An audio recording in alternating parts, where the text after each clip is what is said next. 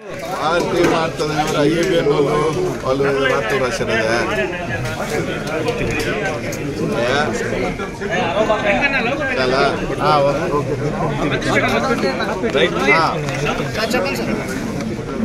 Simple. మీకు ఎవరికైనా views కావాలంటే అనిల్ కుమార్ యాదవ్ మీరు ఏదో ఒక వార్త రాస్తే వ్యూస్ వస్తాయి, 4 రూపాయలు వస్తాయి అంటే సంతోషమే. నాకు ఎటువంటి అభ్యంతరం లేదు, నాకు చీకు చింత కూడా లేదు. మీరు రాసిన వల్ల వెంటనే తౌడుకొని అదే నేను అనిల్ కుమార్ యాదవ్ ఒకరోజు ఏమో ఫస్ట్ రాగానే చంద్రబాబు నాయుడు కలిసాడు దొంగతనంగానే ఎవడో ఒక యూట్యూబర్ వాడుకున్నాడు, తర్వాత జనసేన అన్నారు, మళ్ళీ నిన్నేదో రాజకీయ సన్యాసం అన్నారు, నా చిన్న రాసుకుంటున్నారు. పాపం మీకు వ్యూస్ రావాలా అంటే నన్ను నా వల్ల ఏమైనా వస్తాయంటే మీరు ఏ వార్తలు రాసినా మీ కుటుంబం బాగుంటుంది, దానివల్ల మీకు ఉద్యోగాలు వస్తాయంటే బాగా రాసుకుని సంతోషమే. నేను అప్పుడు చెప్పా, ఇప్పుడు చెప్పా. అర్థమైందా? నాది వైఎస్ఆర్ కాంగ్రెస్ పార్టీ కాదు, అది జగన్మోహన్ రెడ్డి పార్టీ. మా బాస్ ఎలా ఉంటే అలాగే నాకు, నేను జగన్ ఎలా ఉంటే అలాగే నా పైన. కేవలం 4-5 నెలలు నాకున్న చిన్న చిన్న దీనివల్ల కొన్ని కార్యక్రమాలు పనుల్లోనూ కొంచెం నాకున్న పర్సనల్ రీజన్స్, నా ఫ్యామిలీ దీనివల్ల కొంచెం దూరం ఉన్నానే తప్ప బాస్కి దూరం అయ్యే పని లేదు.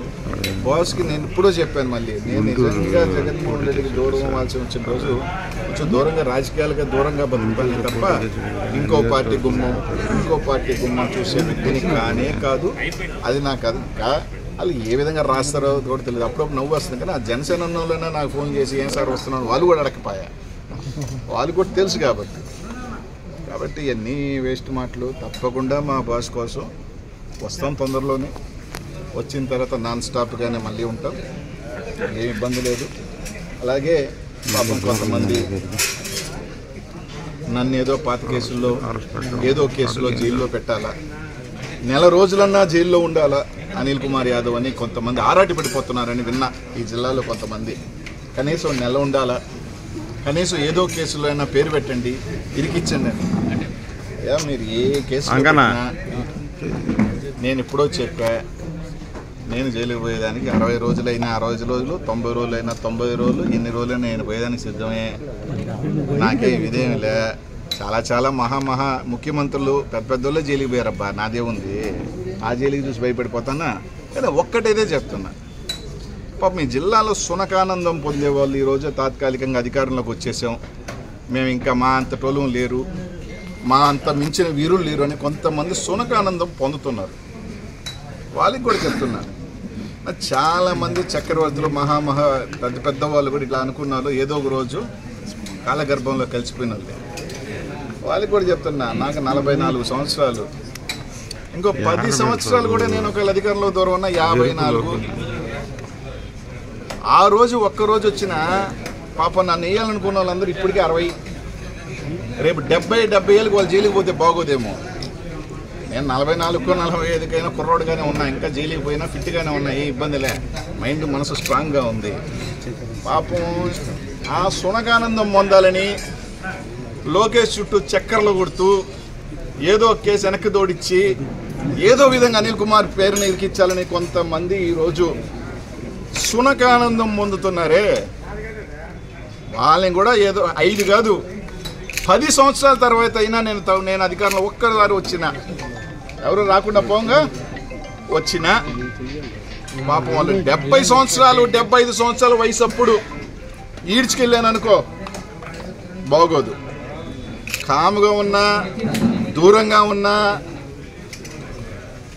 అని మీరు ఇష్టం వచ్చినట్టు ఏదైనా చేయాలంటే భయపడే గుండె కాదు, వాళ్ళకి తెలుసు భయపడే వాడిని కాదు మూర్ఖుండేనని.